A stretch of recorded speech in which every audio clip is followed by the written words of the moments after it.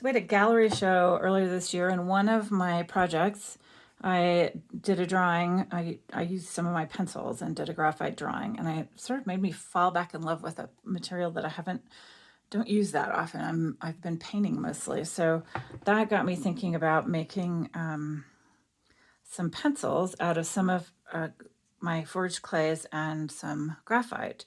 And these are great. I'm still working on them, but the sort of sad thing about this is that once you carve them all up, they're gone forever, which had me thinking about what I actually used for this project, which were a lot of my mechanical pencils.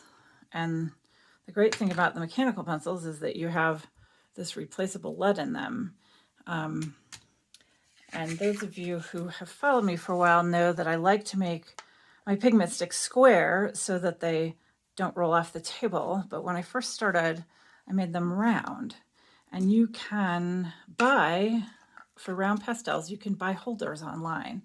But in the spirit of making things from what you readily have available, I thought I would try to make some holders from what I've got here in the studio and in the yard. So specifically, we have this ornamental bush that doesn't like the cold, so it dies back every year. And every year when I cut it back, I notice that it's got this nice round wood, and then it's got this hollow stuff in the middle. I'm sure it's got a name, but it feels like styrofoam. And I keep thinking when I cut it back that I need to make some kind of an art tool out of it, specifically like what somebody's made out of this bamboo piece, dip pen. But I realized that actually I could use this to make a holder for my round pastels because it carves quite easily.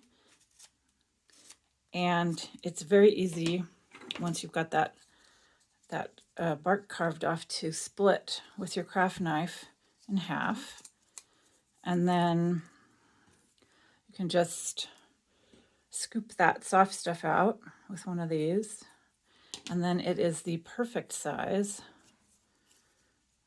for one of my pastel pigment sticks.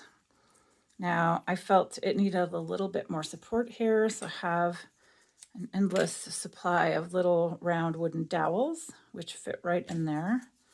So I can just sandwich that together, and then you could tape this or string or leather, but I, being a horse person, have a ton of old vet wrap, and in fact I have some in this handy little size. And so that is what I'm going to use because this is reusable. It's very stretchy. It's easy. It kind of grips on itself. So it's very easy to wrap around this.